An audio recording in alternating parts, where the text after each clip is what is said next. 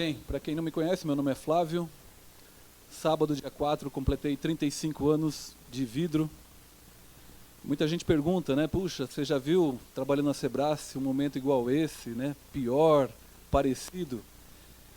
Pior é difícil falar, eu acho que a questão de pior vai depender muito dos momentos, mas eu diria que com um tempo tão extenso, numa situação que a gente não evolui, acho que a gente não teve igual. Eu acho que para mim esse é o pior problema. Bem, Geraldo, procurei fazer uma pesquisa rápida no ChatGPT para colocar na pergunta, né, quando que o mercado do vidro irá melhorar? E a resposta foi, estava aqui, eu estava mostrando para o Alexandre, pergunta difícil e a resposta é difícil de responder também. Então, quem sou eu para dar uma resposta para vocês com relação ao mercado? Brincadeiras à parte, a gente vai falar um pouquinho de perspectivas. É lógico, dentro dos cenários, vocês vivem na pele o que está acontecendo com o vidro, né, mas a gente vai tentar colocar alguns números que não é de domínio da Sebrae, é de domínio dos especialistas aí de mercado, para tentar rechear ou tentar tirar alguma conclusão, se for possível. O ChatGPT não deu certo. Ok?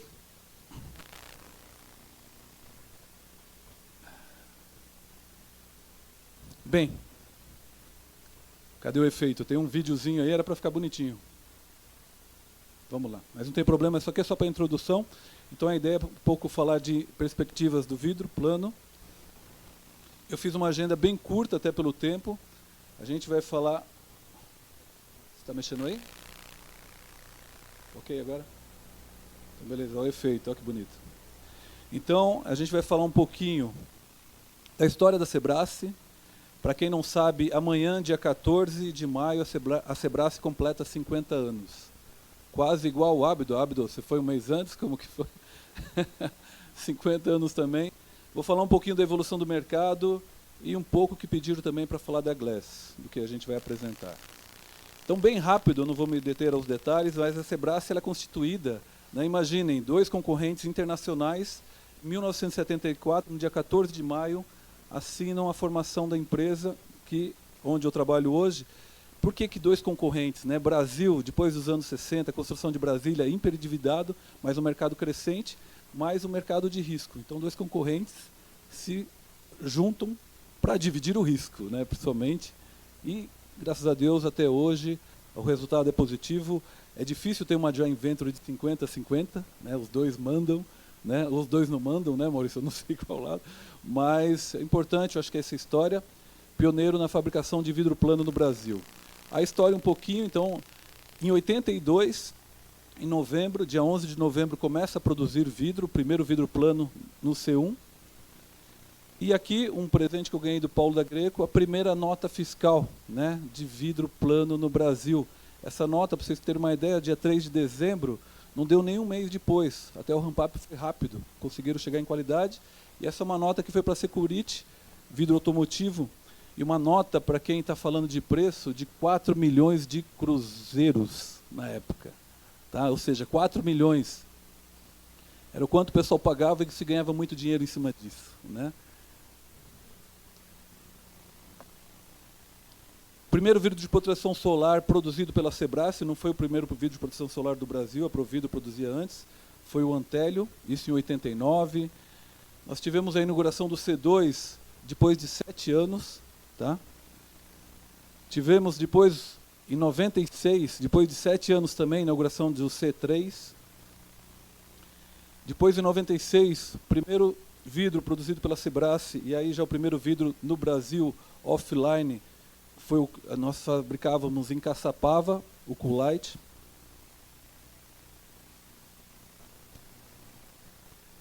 Primeira linha de espelho, também em Caçapava, não primeira linha de espelho do Brasil, mas a linha de espelho da Sebrae, começou a produzir em Caçapava. Em 98, em 99, linha de laminado Jumbo em Jacareí. Em 2004, já Barra Velha, um momento difícil também, a gente manteve o projeto, inauguramos em julho de 2004. 2005, Reflectafloat, um coater online, em Barra Velha. 2010, primeiro CD, né, a primeira local de venda fora as unidades, Fortaleza. 2011, Simões Filho. A franquia Habitat, né, 2012, nossa rede de franquia de vidro para transformar vidro incolor para residência em proteção solar. Já em 2012, o C5, primeiro forno nosso com 900 toneladas por dia. 2013, um coulter e uma linha de espelho Jumbo, em Jacareí e Caçapava. A linha BR, destinada ao mercado nacional. Laminado em Horizonte, uma primeira linha de processamento fora da fábrica. 2022, o EPD, importante para a questão de produtos. 2022 também adquirimos, para esse foco na questão da reciclagem, da questão de redução de emissão de CO2, a Masfix, adquirimos uma parte da Masfix. E lançamento de vidros para mercado industrial. Só uma pergunta, alguém tem uma ideia de quanto que a gente já vendeu de vidro nesses 50 anos não, porque a fábrica começou em 82, nesses 42 anos mais ou menos.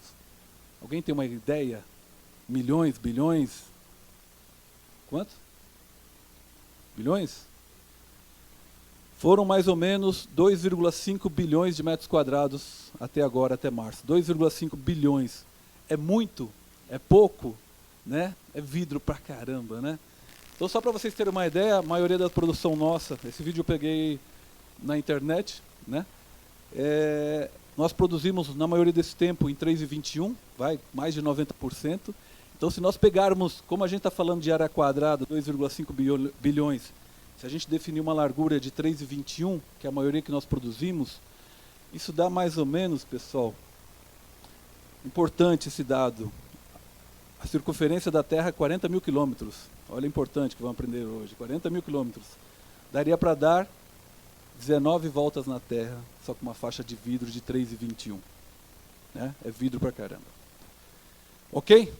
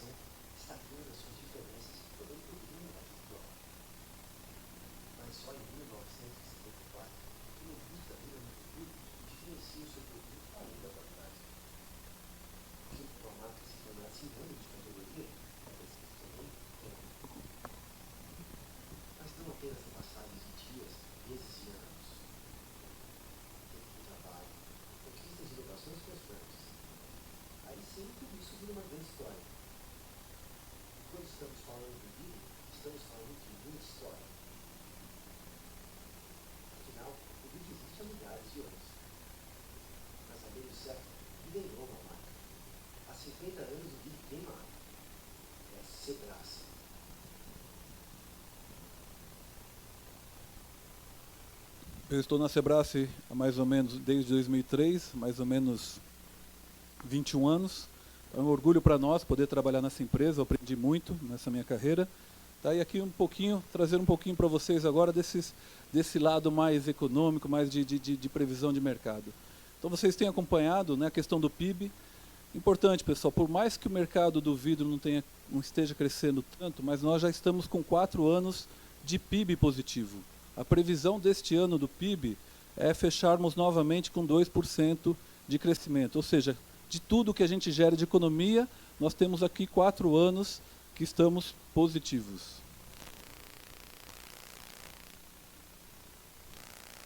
Com relação à inflação, importante também, inflação desde 2021, é lógico, questão da pandemia.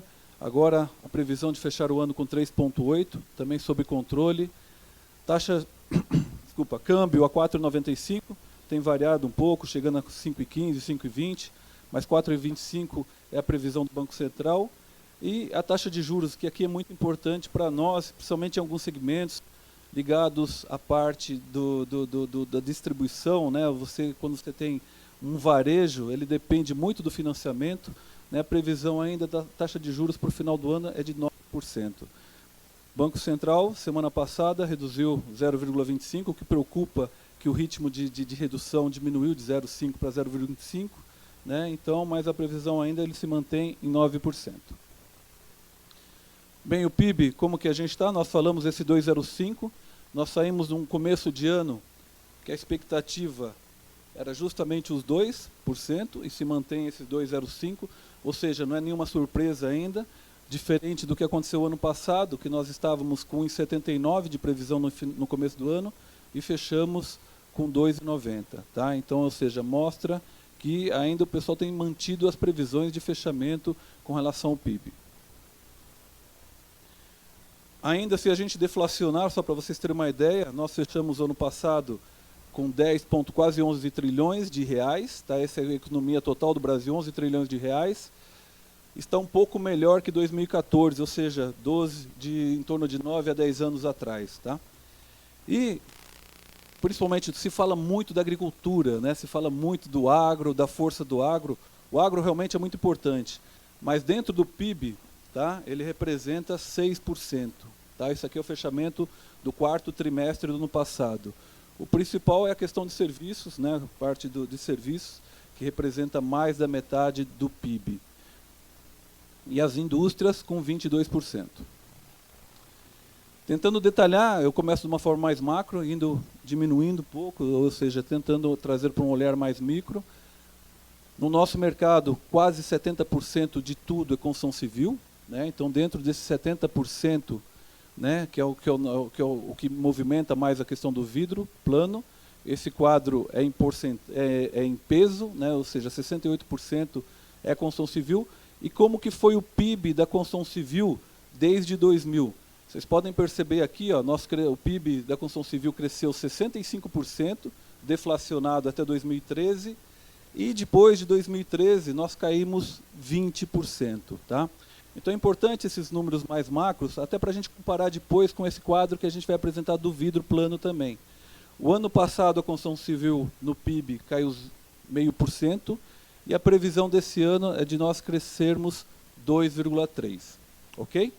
Construção civil, principal negócio do vidro plano. E com relação a... O Maurício estava falando um pouco dessa parte de financiamento, na parte de vendas, né? Como que estamos... Isso aqui é a divulgação do Secov lá de São Paulo. Como que está as vendas nos últimos 12 meses de imóveis e os lançamentos. Vocês podem ver que as vendas estão em azul, tá? E os lançamentos em laranja. Tá? Então, as vendas ainda, acumulado dos últimos 12 meses, isso aqui é um rolling dos 12 meses, ainda positivo. Os lançamentos caíram, tá? Mas agora você vê uma recuperação a partir de fevereiro de 2024. Então, ou seja, isso aqui é lógico, não tem update, terminou o mês, já conseguimos atualização, isso tem um certo delay, mas você já começa a ver uma curva positiva. E o importante, isso está bom ou está ruim, né? Porque nós saímos de uma curva aqui, principalmente em 2022, de lançamentos maiores do que estamos agora, mas se nós pegarmos agora o que saiu em fevereiro, bem melhor que o histórico também. Então, para nós, o que nós já falamos no ano passado, o mercado do novo está positivo, né? Você vê muitos lançamentos, principalmente de prédios residenciais. O problema para nós ainda é a questão da reforma. A reforma representa muito no vidro plano. Tá? O histórico que nós fizemos há uns 7 anos atrás representava 50%. Então a gente sofre ainda daquele pico que nós tivemos na pandemia, só que gerou um vale posterior naquele 50%. Ok? Então, ou seja, os números do novo positivo. E aqui na parte de lançamentos também, isso aqui já saindo do CEBIC, tá? Aqui eu procurei trazer ele porque ele divide por regiões. Então você vê o quarto trimestre de 2023 comparando com o quarto trimestre, que é a última informação do ano de 2022, você vê que a região sudeste, aqui onde nós estamos, com uma queda comparando com o mesmo período do ano anterior. Comparando com o trimestre, o quarto contra o terceiro trimestre de 2023, aí você já vê uma melhora expressiva no sudeste, que é o que fez aquele gráfico do Brasil dar uma melhorada, principalmente na parte de lançamentos. Tá? Aqui são unidades residenciais lançadas por região. Ok? E o número da mesma forma, né, você vê que você tem aqui do CEBIC de unidades lançadas aqui a nível Brasil, mas você vê o mesmo gráfico, a mesma curva, né? Se você traça aqui, puxa, está ruim, está caindo, mas ainda muito melhor do que esse período todo que nós temos do histórico, desde 2018. É aquela questão de como você olha os números, né? Se você diminuir o período, o gráfico fica ruim, mas se você mantém um histórico maior, não está tão ruim como já esteve no passado. Isso imóveis novos, mais uma vez, tá? Então eu falei da construção civil, 68%, agora nós separamos também a parte industrial e nós temos o auto. O auto para nós é bastante importante. Então o industrial ali o que entra? Refrigeração, moveleiro e linha branca, nos 20%. Então aqui, essa aqui é a produção de linha branca, tá? Que isso aqui a gente tira do IBGE também, aqui já é base 100. Tá? Os números aqui é comparado base 100 porque eles sempre informam a variação, não o volume absoluto. Então aqui, diferente não, você também tem uma queda importante aqui, de 2012 até 2023, de 22%. Ou seja, quedas importantes, ou seja, você tem praticamente aqui 1/4 do mercado que você tem de redução. Né? Então, seja 22% num segmento que representa bastante para nós a linha branca, principalmente com cooktop, 6 milímetros incolor, que se utiliza muito para esse segmento. E a previsão da tendência do IBGE, que para esse ano a gente tem uma melhora de 2,3%. E o ano passado se cresceu em torno de 6,5%. Tá? É lógico, veio de uma queda bastante grande em 2022, com 18% de queda. E como que nós estamos nessa previsão? 6,9%. Eu falei 6,5%, mas 6,9%. E aqui já está atualizado já desse ano. Então, janeiro e fevereiro, dessa previsão de 2,3%, nós estamos com um acumulado de 7,6% na indústria de linha branca de crescimento. Positivo, talvez um pouco do cenário da questão da redução da taxa de juros, que você vê isso também no automotivo, que a gente vai ver para frente, mas um número importante aqui para o segmento. O próximo segmento das indústrias ali em cima, que também representa 20%, estão incluso ali, é o moveleiro. Moveleiro, que também, o moveleiro aqui é a pior situação, caiu 42%, isso é dado da indústria, isso aqui não é vidro, é produção de móveis, tá, para a indústria moveleira. Isso dado do IBGE, caiu 42,5%. Né? Estamos quase pela metade do que nós tínhamos em 2013. Tá? Então, o ano passado ainda caímos mais 1,3% e a previsão para esse ano, segundo a tendências, um crescimento de 4,5% para a indústria de imóveis, que usa muito espelho nesse segmento. E como que nós estamos esse ano? Desse 4,5% de previsão de melhora, infelizmente nós estamos no acumulado até fevereiro com 1,6% de crescimento, aquém do que se estava prevendo pelo IBGE e pelas tendências. Ok? E ainda afetado bastante com relação à taxa de juros. Bem, o quarto e último, o automotivo, que representa 12% de tudo que a gente vende, não o Sebrae, mas de todo o mercado. Tá? Então nós temos esse gráfico aqui, a Anfávia já divulga isso para todos. Né? Então se nós pegarmos aqui desde 2000, o que está em azul são as vendas, o que está em cinza atrás, menos enfatizado, é a questão da produção, mas nós chegamos a um mercado de 3,8 milhões de unidades, né, ano, onde a capacidade produtiva atual é de 4,5, sendo que esse mercado agora, o ano passado, fechou com 2,3. Então você tem uma ociosidade mais ou menos a metade da capacidade da indústria automotiva. Tá? Esse é um mercado que o ano passado fechou com 9,7% de crescimento nas vendas, só que a produção caiu 1,9%. Né? O importante para nós que fabricamos vidro aqui no Brasil é a produção. Né? Porque a diferença disso ou é estoque ou é importação. Tá? Então o ano passado cresceu 9,7%, e a previsão desse ano é de crescer 6,1%. Sendo que o mercado também, do automotivo de 2012, lá teve as torres gêmeas ali, né, 2012 e 2013, 3.800.000, para agora já caímos quase 40% no segmento automotivo. Tá?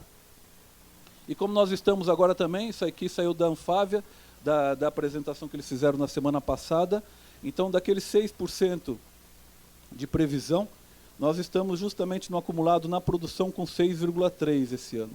Sendo que abril teve um crescimento de 13,5%, um crescimento importante. Só que o ponto, vocês veem aí, está sendo vendido muitos carros, né, elétricos, carros híbridos, principalmente chineses. Hoje, 17% de tudo que tem no mercado é importado. Né, 17% é o número acumulado desse ano, 17% você tem de importação no segmento automotivo. Né, tem uma redução de benefício de alíquota de importação, que deve acontecer em junho, então eles estão mandando bastante veículos aqui para o Brasil. Bem, e tendo tudo isso, né, o que aconteceu com o vidro? Né? A gente faz a somatória desses principais segmentos e agora a gente fala um pouquinho do vidro. Então, base 100 ali, base 100, 2000, a referência, chega até 2013, né, nós crescemos aqui 3 vezes, tá? Crescemos mais de 3 vezes. Lembrando, Abdo, sei que você não vai acertar, mas apesar que você é bom de memória, mas 2003 lá foi quando eu entrei na Sebrae, que eu falei para você, tá? Ou seja, completando 21 anos, depois que eu entrei, o mercado cresceu bastante. Aí eu fiquei velho e ficou de lado. Mas entendo o seguinte, o mercado está difícil, pessoal, mas comparem com aqueles outros, automotivo, construção civil, linha branca, moveleiro, por mais que não esteja positivo, mais de 334, que é o crescimento para 100, nós estamos aqui em torno, nós fechamos o ano passado com quase 300, o que significa uma queda de 10%. Houve queda também, tá? Mas não muito diferente de outros segmentos. A gente está no vidro, nós achamos que nós sofremos mais que os demais segmentos, né? Então, ou seja, com relação ao volume, não tem muita diferença, até caiu menos, tá? A previsão nossa para esse ano é crescer, ali a gente sempre fala de 2 vezes o PIB, quando nós fizemos a previsão, então nossa previsão é de 3,5. Consumo per capita, tá? O quanto que a gente gasta de vidro cada pessoa por ano. Fechamos o ano passado 8 quilos. Se a gente pega um box de 1 metro por 2, para facilitar a conta, 40 quilos. Né? Então, por favor, precisamos consumir mais o nosso produto. Tá? Então ainda o consumo baixo, temos possibilidades, mas bem melhor do que nos anos 2000 ali, que era na ordem de 3 quilos por habitante ano. Então o mercado do vidro, a gente está com os números ainda parecidos de 12 anos atrás. E qual que é o problema aqui, aproveitando que estão todos os fabricantes? Em 2011, né, que o mercado estava parecido aqui, ó, né, esse número aqui, ó, muito parecido. Em 2011, o que nós tínhamos no mercado do vidro plano? Nós tínhamos 6 linhas de produção. Agora nós somos 10 linhas de produção. E o mercado que não cresceu. E o forno não para. Então esse é o grande desafio para a indústria do vidro plano, né? Você tem um mercado de basicamente de 11 anos atrás com uma capacidade que aumentou mais de 70%, sendo que os fluxos novos, a maioria acima de 600 toneladas, 850, 900 toneladas. Não está fácil, mas faz parte, mercado melhora, mercado piora. A gente precisa entender quando que vai melhorar, que essa é a resposta difícil. E aqui eu trouxe para vocês, mais ou menos, esse 8,1. No nosso levantamento, a gente faz uma pesquisa semestral para entender de vocês, né? Lógico, o número nosso a gente acerta. O quanto que vocês compram dos concorrentes, a gente pesquisa para entender como que fica o consumo per capita. Lógico, esse vidro vai ser usado nessa região? Não necessariamente. Mas desse 8,1, 7,7 quilos por habitante está no Sudeste e Minas Gerais com 7,1. É lógico, São Paulo puxa um pouquinho para cima, então na média nós temos aqui 7,7 no Sudeste. Ok? Termômetro Abravidro, quem não participa, participe, porque isso aqui é a visão mais rápida que vocês têm de direção que está soprando aí o vento ou não, se está positivo ou negativo. Nós tivemos uma melhora no mês de abril, segundo o termômetro, de 11%, mas o mercado que desde 2021 ele tem sofrido com relação à parte de desempenho. Da mesma forma, um ponto importante, eu vi falando um pouquinho de preço aqui nas conversas, nós temos hoje, de acordo com nossa avaliação, todo janeiro nós fazemos uma avaliação, né, nós temos 576 fornos de têmpera no Brasil, e 66 eu coloquei em destaque aqui para vocês que estão aqui em Minas. Se tiver errado, é lógico, depende de quando foi feita a avaliação, né, mas entendam que a gente não, isso aqui não é 100% preciso, mas a gente procura se dedicar um pouco nessa parte de informação. Então, na nossa pesquisa, no mês, a gente faz em janeiro para considerar sobre volume do ano passado, estamos aguardando o panorama, tá, para comparar com a capacidade produtiva com a venda. Porque quando a gente faz a conta, a gente pega cada forno, multiplica por 20 mil metros, que é pouco, né, de produção por mês, a gente faz a conta de quanto tem de ociosidade. O número do ano passado ainda é acima de 75% de ociosidade. Um mercado de 130, uma capacidade produtiva de 133 milhões de metros quadrados por ano, e um mercado que saiu no panorama em torno de 32 a 34, desculpa, Ale, obrigado. Então, ou seja, sobra muita capacidade. Então esse é um problema que a gente sempre vê falando de problema preço, preço, preço. E aqui eu vou falar um pouquinho do que nós temos para oferecer. Tá? Então isso aqui é um retrato de quantidade de fornos, se tiver errado, por favor, depois ajudem. Mas aqui Minas 66, São Paulo 145, Rio de Janeiro 36, Espírito Santo 13 fornos de têmperas. Pode ter algum vertical? Sim. Tá? Maioria, grande maioria, horizontal. Como eu estava falando de preço, isso aqui foi uma matéria que saiu na Nature, de um treinamento que eu fiz no ano retrasado, onde teve uma menina lá que era uma das principais da Forbes, do ranking da Forbes, com relação à parte de sustentabilidade, e ela colocou esse primeiro slide na apresentação dela, que falando que o vidro é uma joia escondida para o futuro de carbono neutralizado. Olha só, o vidro é uma joia escondida. Por quê? Porque muitas vezes a gente não sabe utilizar ele da forma correta, né, nas alternativas que tem. De 1 quilo de caco, você gera 1 quilo de vidro novo. Né? Então, ou seja, o vidro é 100% reciclável. Isso aqui da Nature. Se vocês pesquisarem na internet, coloca lá Nature, coloca vidro, tal, vai aparecer essa matéria. Tá? E por que somente preço? Né? Cara, o vidro é estética, né? O vidro traz luz para o ambiente interno, o vidro traz a integração, né, do meio ambiente com o ambiente interno. Olha, natureza, né, essa é uma obra nossa com vidro extra clear, lá em Canela, né, que é o Sky Glass.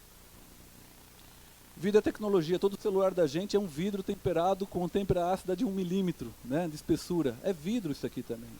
Né? Tesla, né, tecnologia, design. Quanto mais puder, ele coloca vidro, justamente para poder enfatizar a questão do design. E sustentabilidade, painel fotovoltaico, né? Fora a questão das placas, é vidro, né, que é utilizado para produzir essas placas. Então a gente precisa entender como mudar essa situação de só falar de preço. Não é fácil, isso cansa, vira repetitivo, mas sinceramente a gente vender vidro temperado tão barato como está sendo vendido hoje, vidro laminado, infelizmente joga muita coisa fora de todos esses investimentos que foram feitos nessa história toda aí que nós temos de vidro no Brasil. E aproveitando para convidar todo mundo para Glass, né, que vai ser do dia 12 ao dia 15 de junho. No dia 13 já é tradicional, às 17 horas vai ter o nosso coquetel, está todo mundo aqui convidado, por favor participem, estejam lá com a gente celebrando os nossos 50 anos. Tá? Eu espero que a gente depois comemore mais 10 e mais 50 para frente também, mas para nós é um marco histórico e importante na indústria do vidro nacional.